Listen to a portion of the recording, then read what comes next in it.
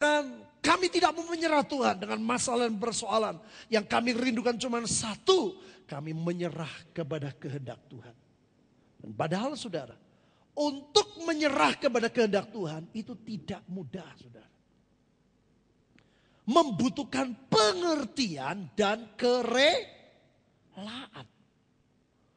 Pengertian dan kerelaan itu bisa muncul kalau Tuhan menganugerahkan kepada kita ketaatan dan kerendahan hati. Dua perkara ini yang membuat kita bisa rela apapun yang terjadi. Rela supaya rencana Tuhan yang terjadi dalam kehidupan kita. Saudara, minggu lalu saya jelaskan. Kalau saudara melihat ahli-ahli Taurat di zaman lampau, di masa itu lebih teliti daripada orang-orang zaman sekarang. Nilai ketelitiannya. Mereka sampai ada yang ahli Farisi, orang Farisi, ahli Taurat. Begitu dipisahkan walaupun sama-sama orang yang mengerti Alkitab, sampai ditulis ada ahli kitab.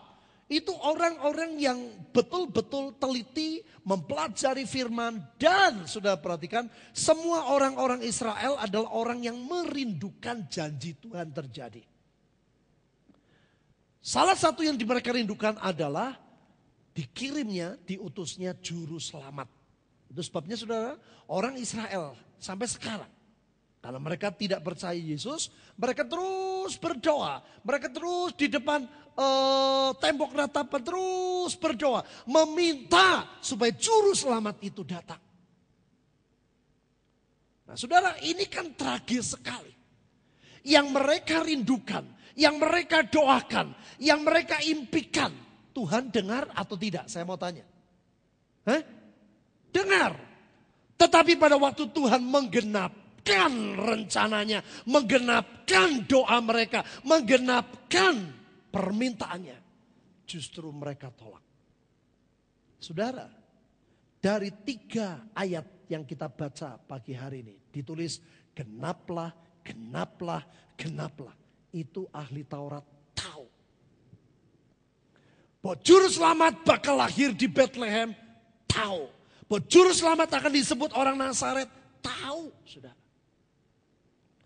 Tapi mengapa mereka tidak bisa terima? Hal yang pertama saya sebut lalu saudara, bahwa mereka hanya memperhatikan hal lahiriah.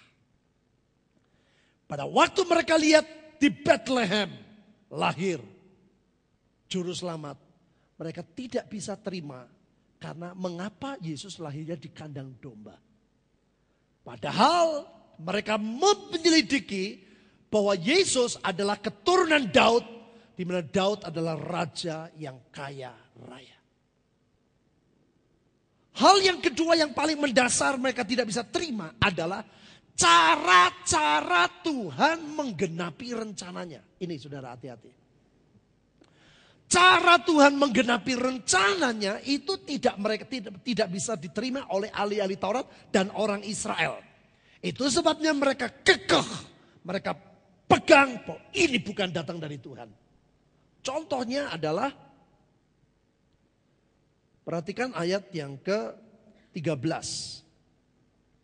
Setelah orang Majus itu berangkat, nampaklah malaikat Tuhan kepada Yusuf dalam mimpi dan berkata, bangunlah. Tuhan berkata kepada malaikatnya, ambillah anak itu. Anak itu siapa saudara?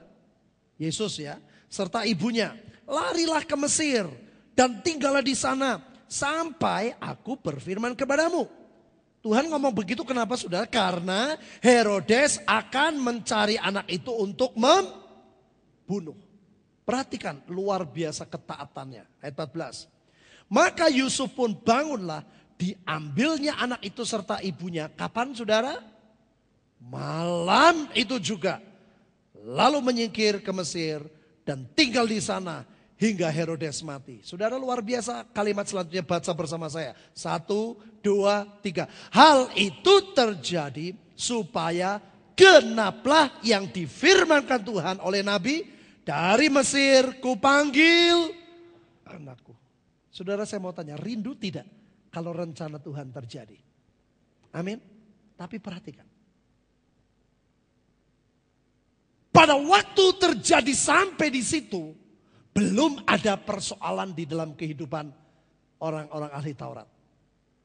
Tapi akibat dari Yesus menyingkir ke Mesir, ayat yang ke-16. Ketika Herodes tahu bahwa ia telah diperdayakan oleh orang-orang Majus itu, ia sangat marah. Lalu ia menyuruh membunuh semua anak di Bethlehem dan sekitarnya, yaitu anak-anak yang berumur 2 tahun ke bawah, sesuai dengan waktu yang dapat diketahuinya dari orang-orang Majus itu. Akibat dari rencana Tuhan terjadi. Saudara, apa yang terjadi? Anak-anak kecil 2 tahun ke bawah mati semua. Pada waktu itu orang yang tinggal penduduk Bethlehem itu kira-kira 1.000 orang. Dan yang mati diperkirakan 20-an orang. 20-an anak. Sudah perhatiin? Saudara kalau lihat kejadian seperti ini, jujur saja saudara, termasuk saya. Kadang-kadang kita mikir, enggak usah ke Mesir. Gitu? Betul nggak? Ngerti nggak saudara? Enggak usah ke Mesir. Kan katanya Tuhan, diem toh, kan Tuhan bisa membuat mereka buta. Bisa nangkep nggak saudara? Enggak usah ke Mesir. Gara-gara ke Mesir 20 anak mati.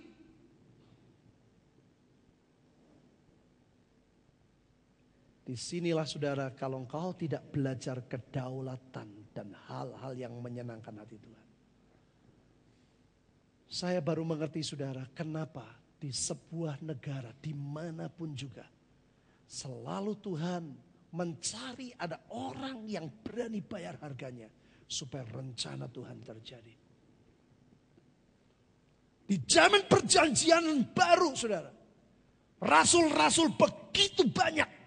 12 murid diganti tanpa Yudas, terus diganti siapa tuh? Mati sama 12. Tetap Tuhan gak ketemu. Dan orang yang bayar harga untuk jemaat pada waktu itu adalah Paulus. Karena untuk menggenapi rencana Tuhan, sekali lagi saya katakan, itu membutuhkan ketaatan dan kerendahan hati. Dengan taat dan rendah hati menimbulkan kerelaan. Apapun yang terjadi, yang penting menyenangkan hati Tuhan. Yang percaya katakan? Nah saudara, persoalannya sekali lagi saudara, minggu lalu saya katakan, Tuhan berkata anggur yang baru Tuhan rindu mencurahkan kepada saudara. Tapi Tuhan katakan anggur yang baru harus diterima dengan kantong yang baru pula. Kalau menerimanya dengan kantong yang lama, yang pertama akibatnya Tuhan berkata, itu membuat kantong itu terkoyak. Saudara, berapa banyak? Untuk rencana Tuhan terjadi, itu seringkali hati kita terkoyak saudara. Saya dulu berpikir, kenapa kok papa dan mama saya bercerai? Mengapa kelas 6 SD saya sudah gak punya papa? Kalau ke sekolah, SMP waktu itu ambil raport, ada apa, semua rata-rata diundang pada waktu itu sudah, itu bapaknya datang. Saya enggak, papa saya enggak datang, yang datang mama saya. Karena sudah tidak ada papa. Saya bertanya-tanya, banyak bertanya-tanya. Tapi setelah masa itu berlalu, saya baru tahu. Kalau itu tidak terjadi, tidak mungkin saya bisa percaya Yesus. Rencana Tuhan itu indah buat setiap kita. Yang percaya katakan, ini saudara. Kadang-kadang pada waktu rencana Allah terjadi dan kita mengalami keadaan yang tidak enak,